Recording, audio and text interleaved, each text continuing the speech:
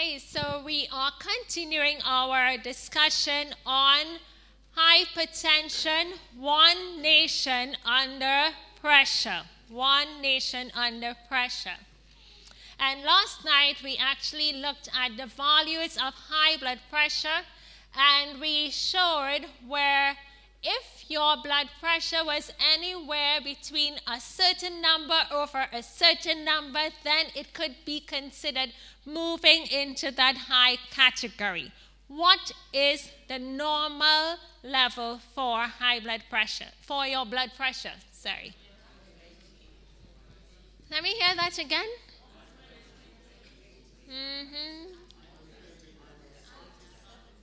Okay.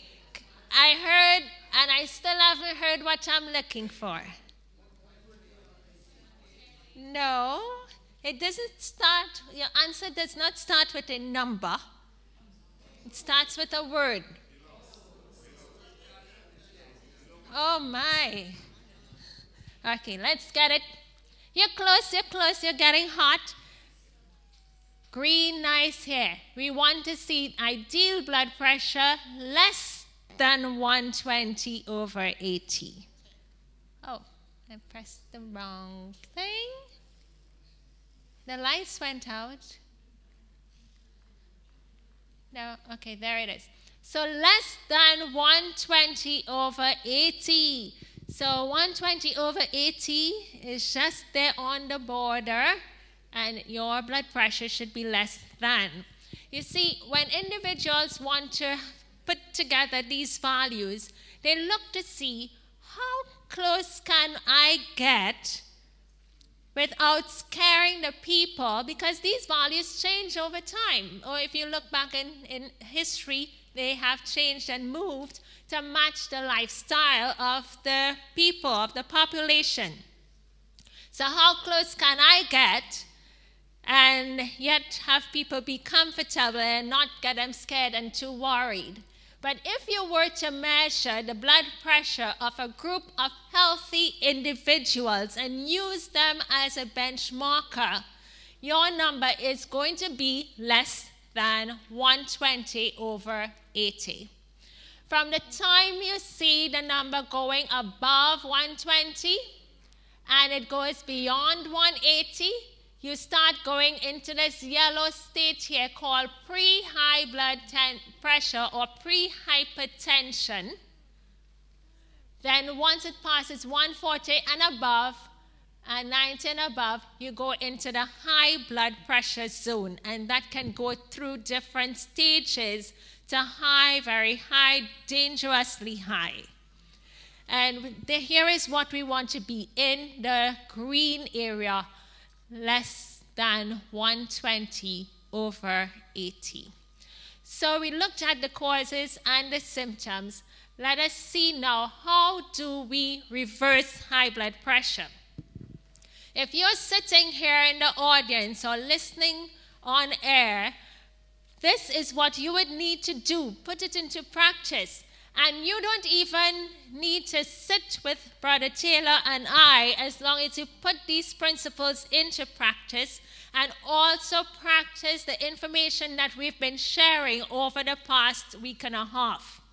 So before you come sit with us, I would imagine that you would already start putting into practice those good, healthy habits. Start going to bed. You know, you don't have to wait for the one-to-one consultation to get all your prescription done and all the guidance tailor-made for you. You can begin to follow that which you have heard from tonight. And so this is what you do if you have high blood pressure. So we're using the faucet method. If I went to Sister James, if I came to your home and water is dripping in the sink, there's a stopper in the sink and the water is filling and it has spilled over onto the ground, what should I do to clean up that mess? What should I do in its order? Anyone? Turn off the tap, then remove the stopper, and then and mop it up. Good. And that's the method we will be using in disease reversal. Don't start with the mopping up first. That is just, looking at the symptoms and mopping up the symptoms. We need to find the true cause, the true source, and deal with that cause. So we will do this by turning off the tap with making the changes in our diet. Now, we would need to eliminate all flesh foods and their byproducts. That means the chicken, turkey, crab, lobster, fish, shrimp, pork, conch, and the milk, the cheese, the butter, the ice cream, the cake, all of those eggs, they need to go. Remove them from the diet. And so some folks would say, well, you've just taken away all my food. But there are lots more food. I am sure, it's always pleasant to my eyes as I travel by and I see those shops with the fruits and vegetables in their brilliant colors. And I said, look at food. So much food to choose. You can't even eat all of that in one day. So you choose every day and you have a different color, a different food item on your plate. And there are lots, by the time you fill your plate with all the good stuff, there's no room for the fish. There's no room for the chicken. And last night we talked about those flesh foods and how they increase your blood pressure. And they are addictive. And so they need to be removed from your diet. All the dairy items, they may taste creamy and nice, but let's remove them. Instead, make your own milk. On Sunday, we showed how you can make your own almond milk, your own cashew milk. We talked about you can use any nut, any grain, any seed or bean, and take it and make your milk with it. So you just expand the mind, and there's so many ways in which you can make milk other than going to mother cow. Okay, now fried foods needs to be eliminated from the diet. No deep frying of any sort, even if it is plant food such as the potato. Oils. When it comes to heart disease, let's remove the oils. Back away from the olive oil, the coconut oil, those we want to take out of the diet. What happens is that these oils can cause once you're using and consuming large amounts of oils, they will cause your liver to produce cholesterol that would make bile to break down the fat in your food. As you have more cholesterol within your bloodstream, soon enough you have the risk of it and getting to high values and then sticking to the inner lining of your blood vessels, thereby narrowing the passageway for the blood to flow through. Yes? As of the coconut, it's a nice thing, but can you eat the coconut itself without using the oil? Yes, you can. You can eat the coconut. Sugar needs to be removed from the diet. Yes.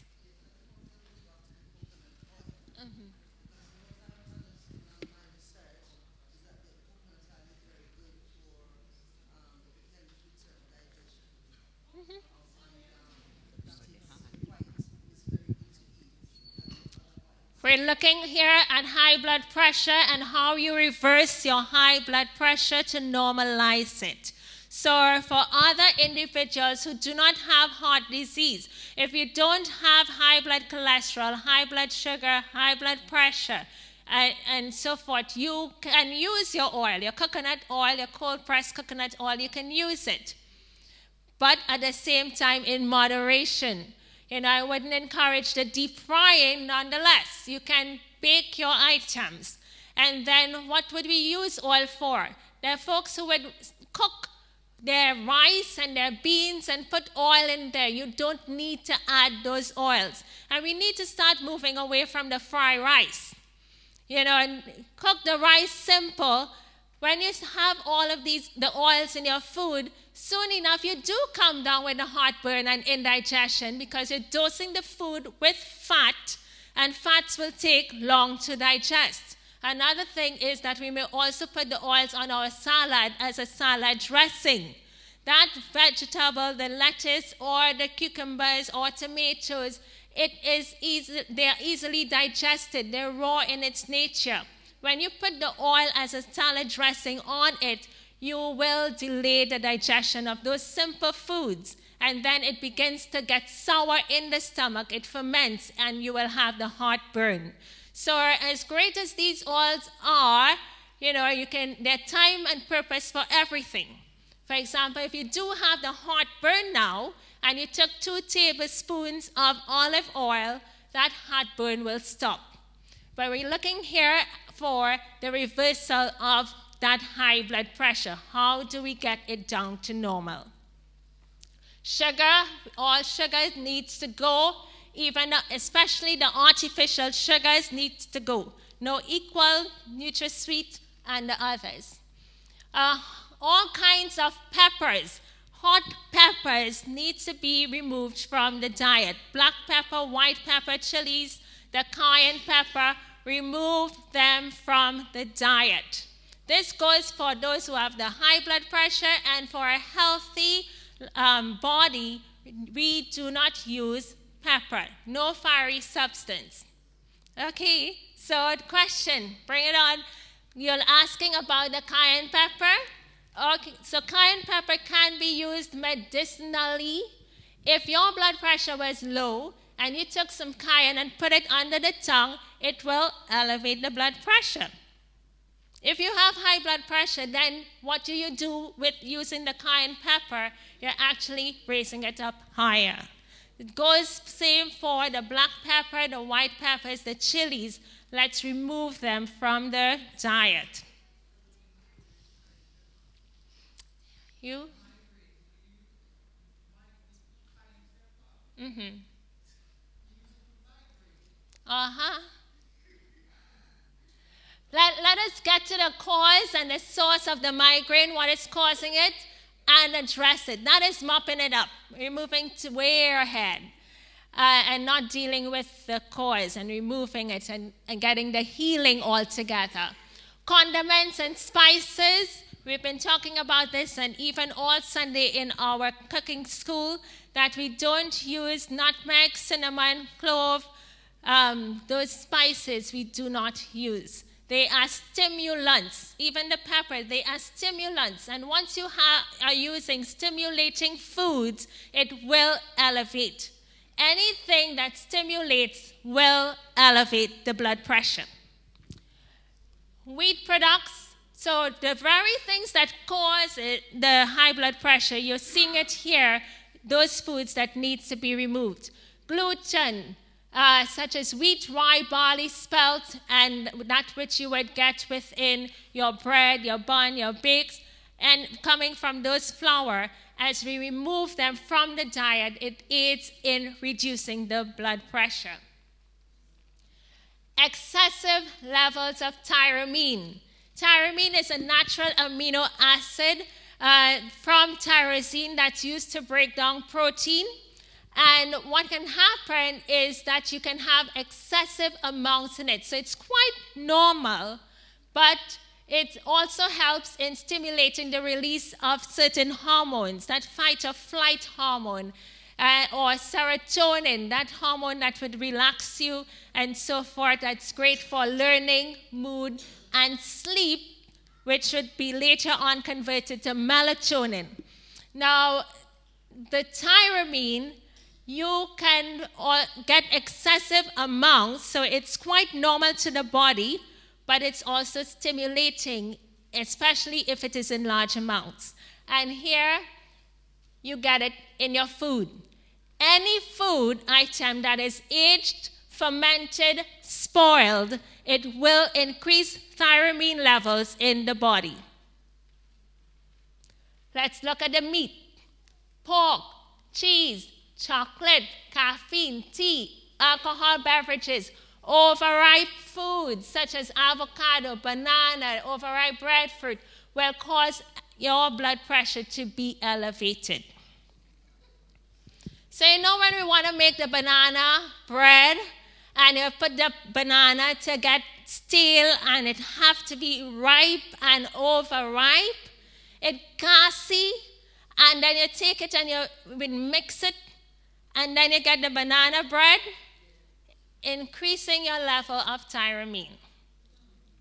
Any food item, once it's aged, and you see the cheese up there, cheese aged, it's mold. And I don't know why when the cheese has the little blue spots on it that people want to cut it off. Eat the thing. It's a mold altogether. Then you have the meat. The older the meat is, the more aged it is, it increases tyramine within the body. All these things, alcoholic beverages, the chocolate, it is fermented. Caffeine, all of these foods, they elevate what? Tyramine. And once you have excessive amounts of tyramine, that amino acid, it will elevate your blood pressure. So it gotta go. Look at them there. The nice banana set ready for the banana bread. The tomatoes, don't go and cut off these parts and then use the next side of it because it's looking rosy. That's why when you go to shop, inspect your food and be selective. If something you pick up, you decided, like the other day, I thought I wanted to eat some cherries. And as I looked at them, I watched, now the color is dark, so you can't really see what is like dark, almost black, because it's dark maroon reddish. But I watched them and I said, it didn't look rounded. It looked like it had some little indents here and there. And I said, I'm not going to spend my money on that. I will leave it, choose another fruit that is wholesome. So when you go shopping, inspect your food. Don't pay money for food that have little bad spot or bungs or cuts, and then you go home with it. By the time a day or two, it's spoiling already. And then you would say, my money has paid for that. I am not going to waste it. I am just going to cut it off and use the rest. That increases tyramine in your body. It's spoiled. You need to throw away the entire thing. What does this excessive tyramine have, what effect it has for those who are using antidepressant? You need to remember that here in the UK, because you are so far away from the equator, sunlight is not available and in lengths of time during the day. And so a lot of folks are vitamin D deficient, and by extension can have long periods of depression. And once you are depressed, you go to the physician, you start getting antidepressant drugs. If you do have such, and you have high blood pressure, you need to be careful that you don't eat these foods that's aged, fermented, and spoiled. So excessive tyramine, which you would get in your meat, your cheese, your spoiled fruits, and or overripe fruits and vegetables, alcohol, and vinegar, when that interacts with antidepressant drugs such as Nardil, Marplan, Zalapa, and Elderflower, or even some herbs such as passion flower, nutmeg, turmeric, caraway, kava, celery, coriander, dill, and fennel, those interact together, you can go into a hypertensive crisis that can cause damage to your organs, sending you to the emergency room. So another reason why we need to eat our food in a wholesome form, that they're not aged, fermented, or spoiled. Look at this statement. Let's read it together. It says what? Nicely prepared fruits and vegetables in this season will be, if they are of the best quality, not showing the slightest sign of decay, but are sound and unaffected by any disease or decay. Look at how it continues. Next paragraph. It says, More die by eating decayed fruit and decayed vegetables, which ferment in the stomach and result in blood poisoning, than we have any idea of. Councils on Diets and Food, page 309, article 469. More die by eating decayed fruits and vegetables. It poisons the blood. And it affects us in so many ways that you would not be imagining. So let's leave those spoiled, decayed, fermented, aged foods alone. Agreed? Yeah. Amen. Grapefruit is quite helpful. It's a diuretic, and it can be one food item that would lower the blood pressure. It also lowers triglycerides, and it will cause your blood to flow nicely.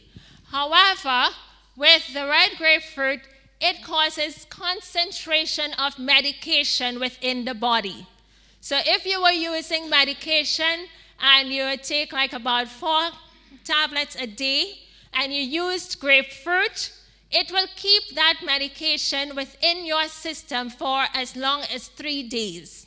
So the second day you go with that 4 tablets, and the third day you go, you can actually end up in a state where you have an overdose within your system. So you leave the grapefruit alone if you are on medication. Yes. I have heard that the outer bit of the pulp of the grapefruit is good for blood pressure. Have you ever heard that, or is there any truth in that? Okay, I can see the pectin. Okay, so the pectin is quite helpful for many reasons. Whether it's specific for the high blood pressure, I haven't looked at that. Okay, you want to also avoid excessive salt intake. So while we want to have salt within the diet, it is essential for the blood. We don't want to use it in excessive amounts. Refined sugar, high-fat foods, soda, tobacco, alcohol, wine, vinegar, they will elevate the blood pressure. Leave them all alone. So what foods do we now increase? You want to increase on every morning when you wake up, you need to drink warm water. Let's aim to get 2 to 4 8-ounce glasses or cups of warm water. The first cup, you drink plain water warm. The second one, you can add half a lemon to it. You drink that. But when you're drinking lemon, what do you need to do? Right, drink it with a straw. Why? Excellent. It will affect the enamel of your teeth, wear it away, and cause it to decay from inside out. Another food we want to drink, and so water, as you increase the consumption of water, it will lower the blood pressure. So use diuretic fruits, such as melon, guava, coconut water, mangoes, pawpaw, tomatoes, pineapples, and grapes, squash, cabbage, carrots. Carrots has 8 compounds that lowers blood pressure. Beets, celery, has 4 sticks of celery, asparagus, so many foods that we can eat to lower. They're all diuretic in nature and will increase urine and release of that blood pressure. Cauliflower, broccoli has 6 compounds that lowers high blood pressure. Eggplant, legumes, garlic, onion, nuts, and grains. Use salt with the iodine that has trace minerals, such as the pink Himalayan sea salt that we have shared with you. Then you want to also increase fiber. Sweet potato has excellent fiber source, as well as your granola and prunes, any of foods that has fiber, high fiber content in it. Concerning these ingredients to lower the blood pressure, and if your blood pressure is very low, you have low blood pressure, is it very harmful to the body? No, they're foods in and of themselves. If your blood pressure is low, then you need to work on other factors. Exercising can help increase, getting to bed and so forth. All other factors can help too. And then we'd have to look at everything else that you might be doing that could contribute to having a low blood pressure. But now you also want to look at increasing brown rice, millet, your grains, looking at your peas and your beans. They are high in potassium, especially the kidney beans. And so with a high blood pressure situation, you find potassium is usually low.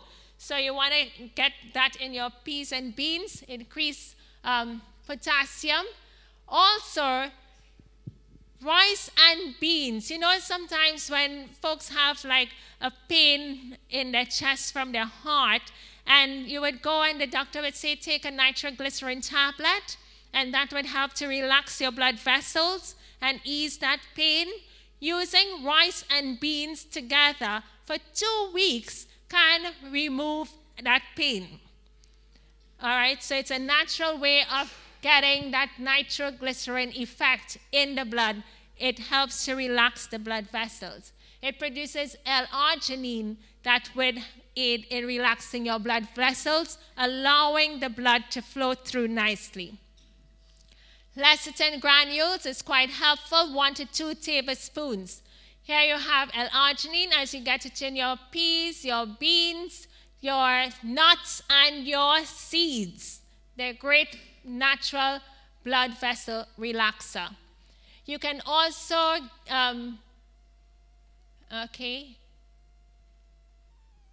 so it produces nitric oxide in the blood as well, and that would aid in removing and preventing blood clots.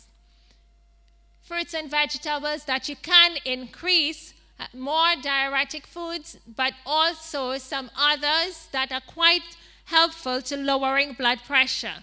You have the watermelon, oranges, cherries, mangoes, kale, cabbage, broccoli, watercress, tofu, walnuts, pistachios, lettuce.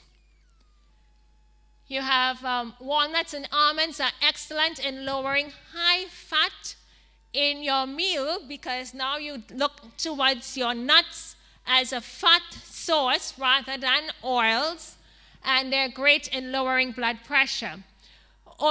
Yes, question on this side. Sorry.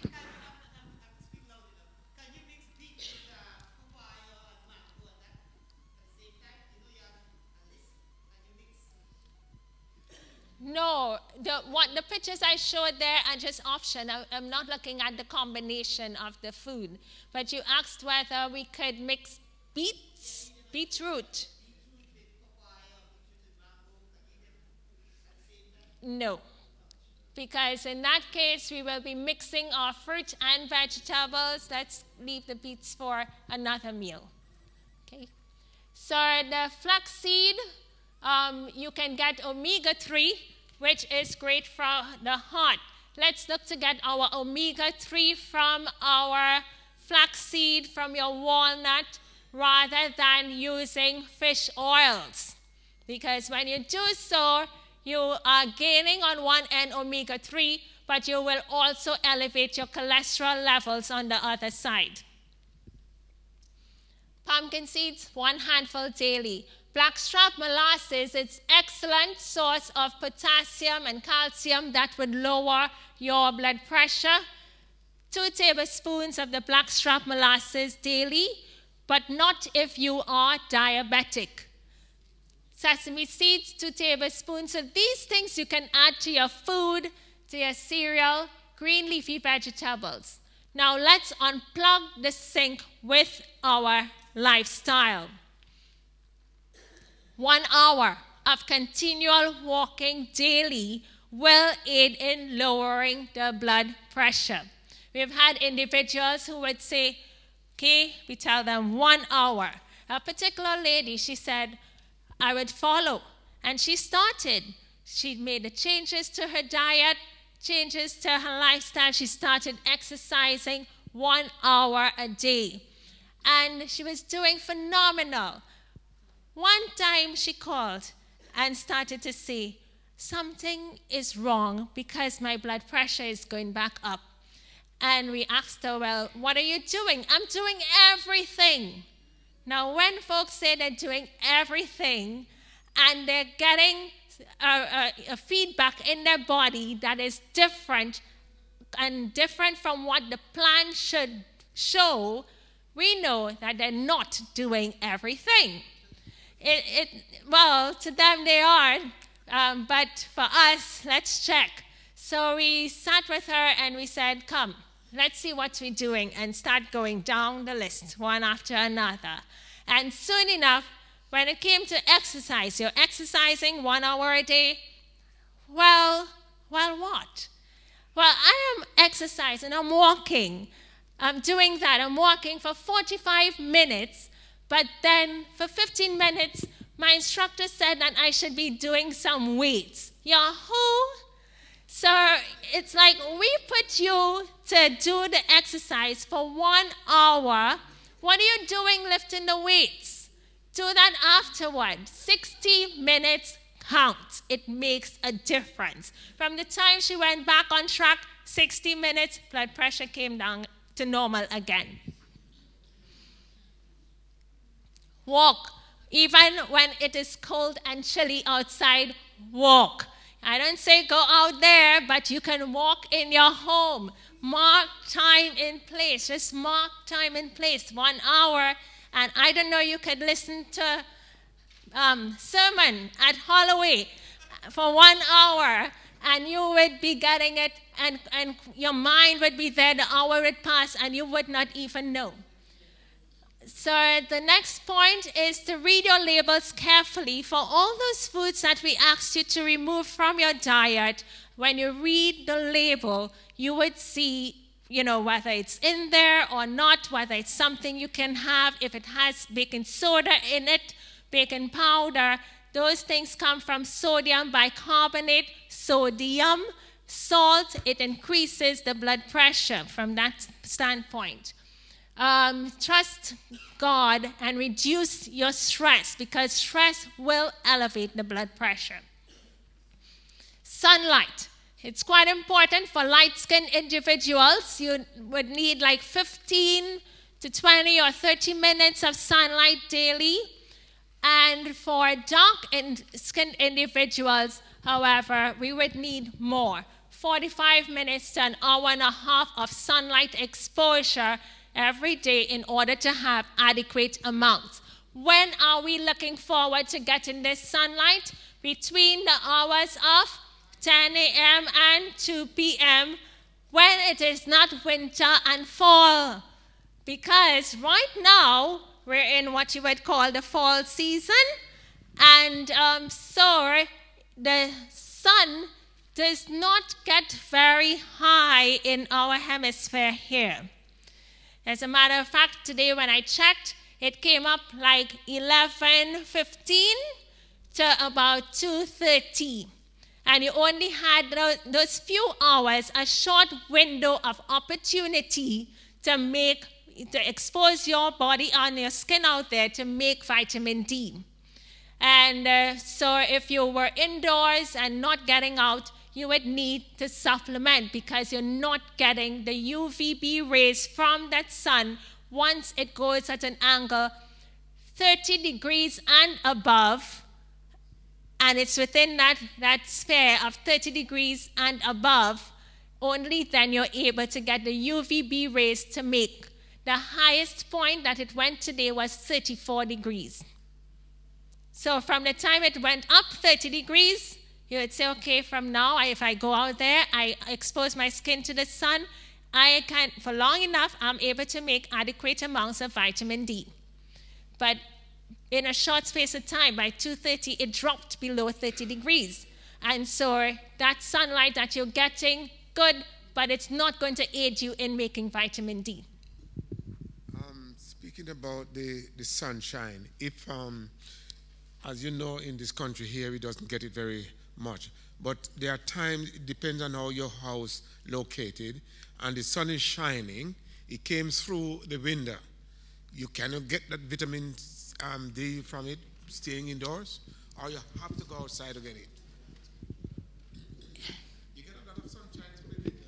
Yeah, but it needs to be at the right height, the height of the sun and the angle, how it flows through on you. So if it's coming, depends on the time of the day and the angle of the sun. And I'm thinking, if it's so angled enough to get through your window in your home, it may or may not be 30 degrees and above. But it's best just go out there. Even if you have your window open and it's not through glass, it needs to be the direct sunlight. If you put your hand out through the window because you're bedridden and you're getting it and it's at the right angle up high, that's good enough. Your body will take it and work with it. Sunlight exposure reduces nitric oxide, which naturally aids in lowering the blood pressure. It relaxes the blood vessels. Look at this shot here of a world map. Here is the equator. England is way up here. It's like far away from the equator. That's why we don't get the sunlight in adequate duration up here. So we need to watch and use the supplements when you can get the sun. However, during the months of May, June, July, August, go out and take it, bask in the sun, but don't get sunburn. So make sure you have your cotton clothing, your wool, your linen, wool in summer, your linen, and you will be cool under there in the sun. Wear like a straw hat, keep your head cool, be hydrated, and you will be fine. You would not burn.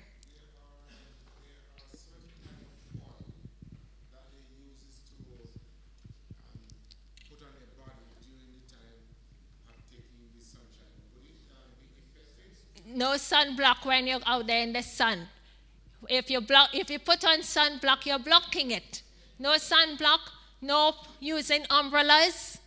You know, just be out there in the pure sun, open sun. I saw a white man, and he told me that he put a lot of oil on his body and take off his clothes and lie in the sun. And believe you me, the man was as black as me. Okay, all right. The Lord, just a quick pointer for the light-skinned individuals. Once you expose yourself to the sun, and we're not talking about stripping and exposing your entire body. There's temperance in everything, and that's why there's a time frame between 45 minutes to an hour and a half of sunlight exposure. It's great for lowering the blood pressure, for reducing inflammation in the body, arthritis, the blood sugar, the cholesterol levels, all of those things, great. But for the lighter skinned individual, when they spend a good amount of time out there, the body recognizes, hey, this person will burn up. I need to do something. And as they repeatedly go out in the sun, what do they get? A tan. And it's because the body starts producing melanin. That melanin now would help to buffer and shield them. The Lord has made the body so that it will automatically respond, and they would start producing the melanin. So let's move on with vitamin D. Here's the supplement that is recommended that would allow you to be able to maintain adequate amounts of vitamin D3. It's the brand Nature's Answer. Lowering your blood pressure and normalizing it. Go to sleep before 10 p.m. at night. It is important.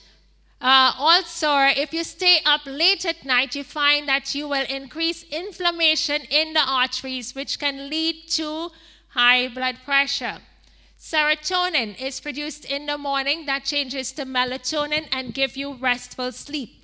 Avoid eating after 6:30 p.m. on evenings if you want to get that restful sleep in the night. If you do eat after 6:30, you will stop the production of melatonin in the gut.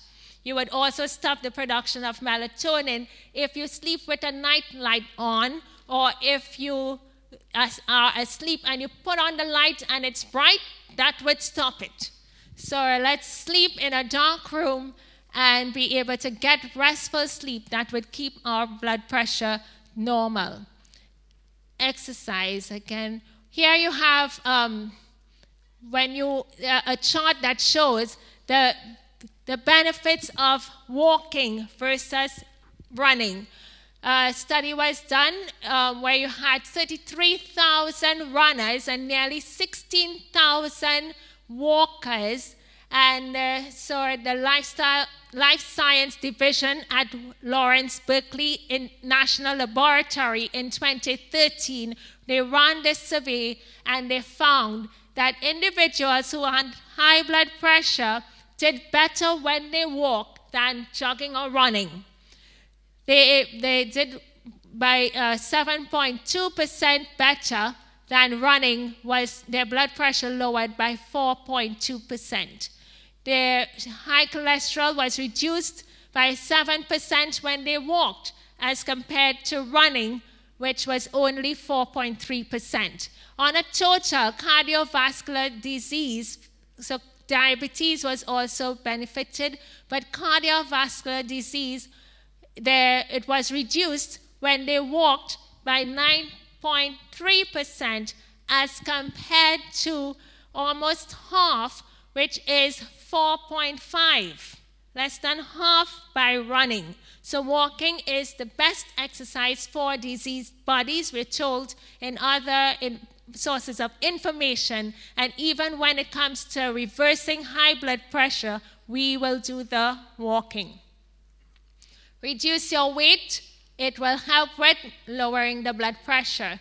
When it comes to drinking more water, the kidneys actually overcompensate when we don't drink enough water.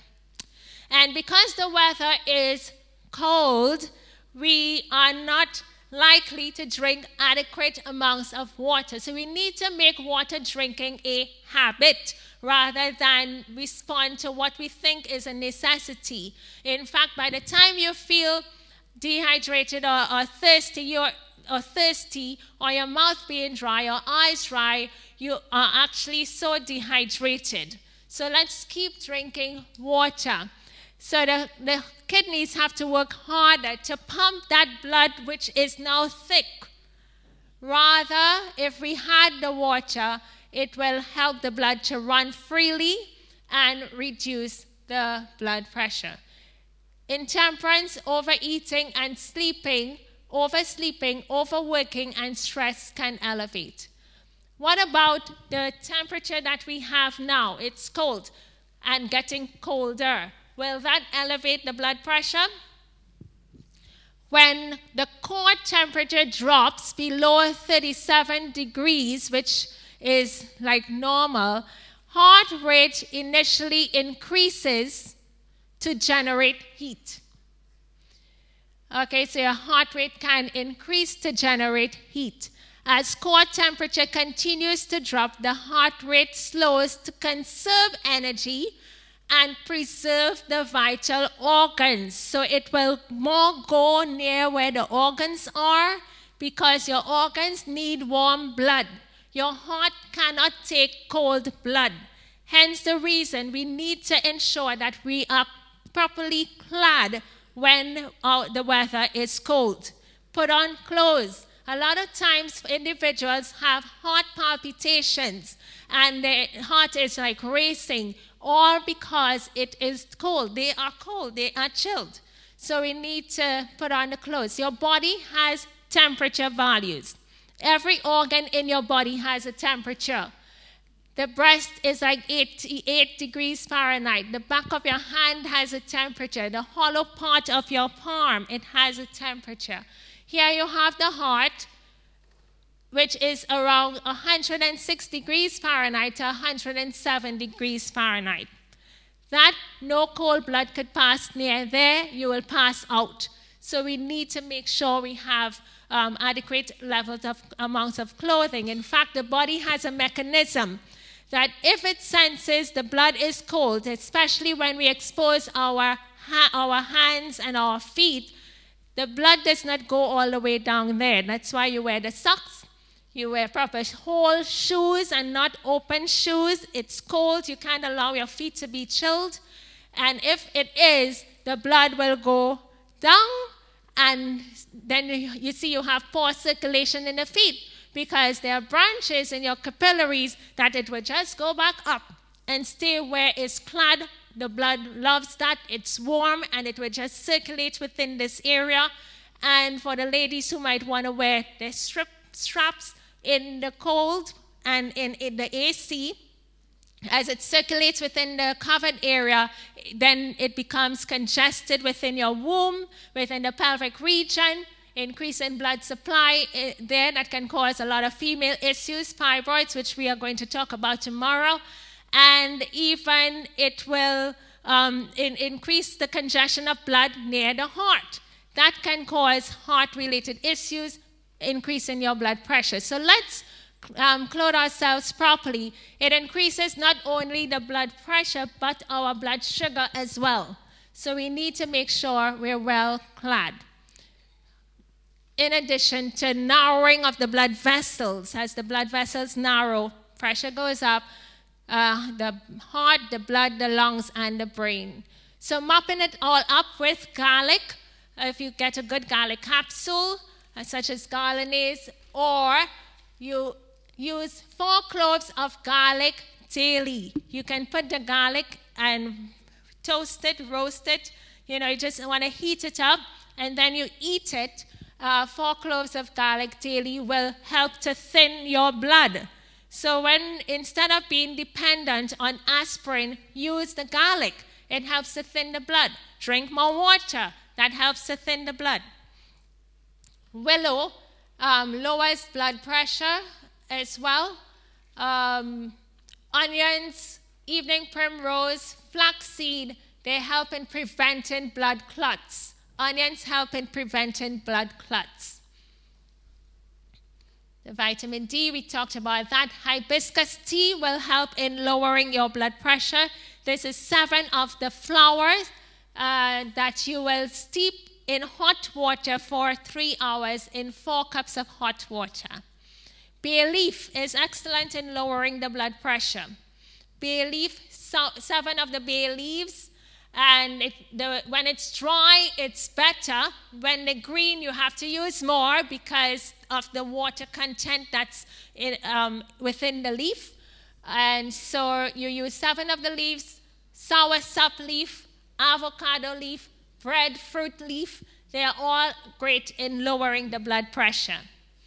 Hawthorn berries is also helpful, 2 tablespoons. Bilberry, 2 tablespoons. Ashwagandha, 2 tablespoons. Ashwagandha will help in lowering the blood pressure, reducing stress that might be causing the blood pressure, as well as enabling good rest and sleep. So if you have the sleep problems, you can use ashwagandha, and it would be helpful. Yes? I'm asking regarding the amount of garlic. Doesn't that get rid of the vitamin out of the stomach when you use so much? Okay, so the garlic, it's 4 cloves per day. You're using 2 for breakfast, 2 for lunch. You're going to eat it with your food. And if you put the whole bulb into the oven and you sort of roast it, then you cut it up and you eat it with your food. That's quite okay. It's not going to do you anything. And and especially if you do have the high blood pressure, it will help in thinning the blood. I've known there was a gentleman who had an altercation with someone, and after 2 months, he just fell sick and dropped down and died. When they checked him out, there was a clot in the brain from the lash that he got. Had he taken something as simple as garlic, it would have helped to prevent that clotting and clear the area. So the garlic, it's quite something that is helpful for us to use. You okay? It's not going to do anything to the stomach.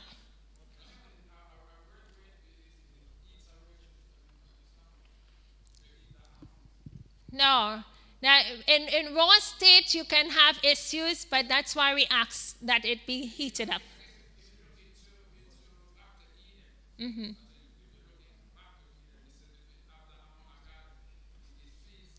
Did it say if you cook it or if you ate it raw? Okay, so I'm talking about heating up your garlic. And be careful with garlic. Don't think about making garlic tea and leaving it to sit long and then afterward go in and drink it. That would knock you out. All right, yeah. So the garlic, you roast it and then you eat it. Or even if you cooked it up, but you need to get. So that's why I'm saying prepare it and you take the 4 cloves during the day. You have a high blood pressure situation. You need to thin that blood. And the garlic is one way in which you can do that.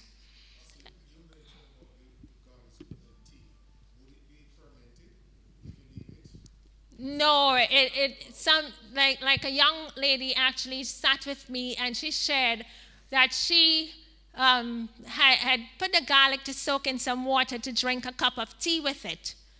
I don't know how many she used in that cup of tea, but she fell asleep and didn't drink it the night. And so by the morning, she went and she drank it. It was too strong for her. So she passed out. She fainted. Okay, so let us use it timely. No, you cook the garlic. The thing is, too, why I want you to have the 4 cloves of garlic, I may say that, and if I say cook with it, you would cook in a pot that would share with everybody else, and you do not get the 4 cloves of garlic. So that's why if you cook that, heat it up, and then you take that. You can take it in the form of a garlic tablet. So, for example, the 1 tablet that I showed, the Galanase, 1 capsule is equivalent to 4 cloves. And, so that folks would use that if, they prefer to take a capsule. Linden tea, kelp is also helpful and very important as you regulate the adrenal gland, which helps in regulating the heart rate. Pink salt, the Himalayan sea salt, corn silk. This is excellent for lowering the blood pressure, lowering blood sugar. It's helpful for treating your kidneys and your bladder and restoring your kidneys and your bladder. If you had UTI, urinary tract infection, you can also use corn silk, and in a short space of time, that's going to be cleared away. It's good for men with prostate as well. So 1 handful of the corn silk, and you draw that in 4 cups of hot water. You leave it, let it draw for 3 hours, and then you strain and you drink that liquid during the day. Now, as a rule, when you're preparing herbs, the hard parts of a plant you need to boil. So your root, your seed, the stem, you need to boil the bark, the rhizome, like the turmeric root and so forth, you need to boil those for 15 minutes. And then you leave it to draw for as long as 3 hours. And then the delicate parts of a plant, such as the bud, the leaf, the flower, you will steep or draw those in hot water. You don't boil the delicate parts of a plant. What is corn silk? Corn silk is the hair of the corn. Okay? And it's excellent for the kidneys. In some countries where they cannot afford dialysis, the doctors, they use corn silk on their patients with excellent results. It helps with restoring and rebuilding your kidneys. And as a natural hydrotherapy treatment for lowering your blood pressure, yes?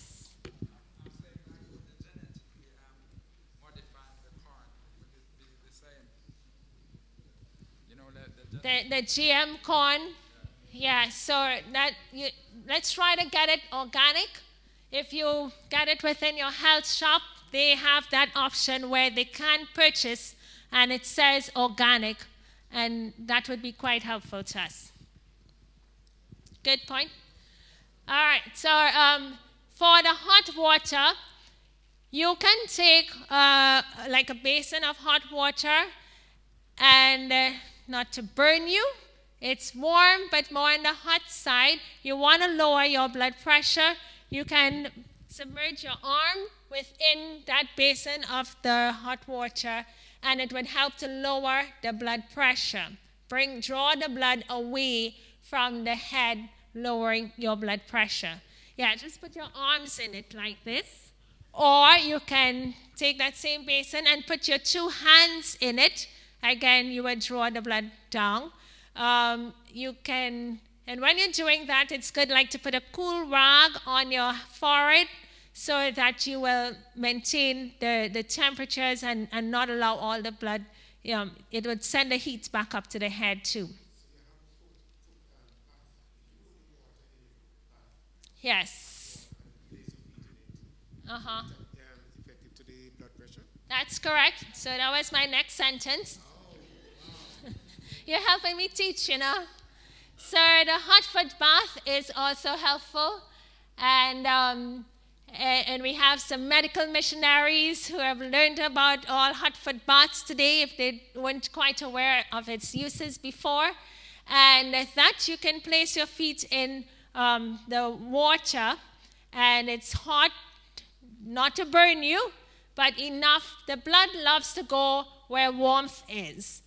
And just the nice water we want. Yeah, we ain't soaking up the feet and doing the pedicure yet. So it's just the warm water, and you add the little heat to it, hot water to it, and it would help in lowering the blood pressure. However, you would need to drape yourself with a sheet so that you don't want that blood to go rushing down quickly, passing your heart and then give you a tug or can make you pass out.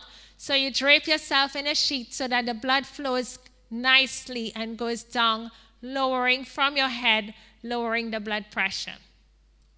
Are there any other questions? In footbath there, I usually use sea salt. Right. Sea salt in the water and place my 2 feet in it. I plug it in, and you get this vibration, and it really and truly relaxes me.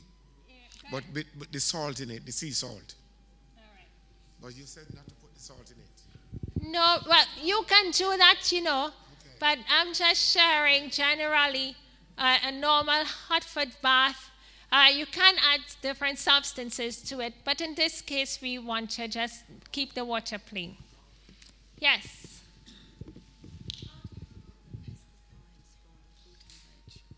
Pesticides that spray from the fruit and veg. Okay, how to remove pesticides from fruits and vegetables. We can actually, clean up. You can add some salt to your water. And then one of the things I'd recommend is that we get a good vegetable scrubber. And you can have that in your kitchen, and it's only going to be scrubbing your veggies and your fruits. You wash them. There are some natural detergents that you can wash. And you do the best in that way. You be selective with your foods. There's some food farmers that you know how they've grown their food and their crops. You can buy from them. Depending on your health situation, you may want to go for all the labeled items that says organic. And then, too, the body also has a natural way in which it helps with dealing with these situations. You have certain areas in your body that helps with cleaning up waste and toxins. You have your spleen, you have your appendix, and the hydrochloric acid that helps in clearing away lots of these things. And so we can do the best that we can in cleaning up, making better choices. But the Lord has implanted certain areas in our body that helps with dealing with some of these situations. All right. So thank you. You've been a wonderful audience this evening, very interactive. And we look forward to tomorrow evening when we will get to the topic of fibroids. And I know the men may be interested in prostate. Let me see the hands. Okay, nobody interested in prostate health? All right, there we go. We may just have to give the handouts. The fibroids take a while, but we start that one tomorrow. And we are trying to do our consults. We're making some headway, and we are here tomorrow and Friday, continuing with our consults. Fridays all day will be consultation. So our goal is to take care of everyone, but please come out and bear with us, waiting your turn, and we will be able to help you. And again, when you do come out, as the Lord impresses your heart, we encourage you to support the ministry by making a donation as we do the work here with you. We go back and to do the work in other areas.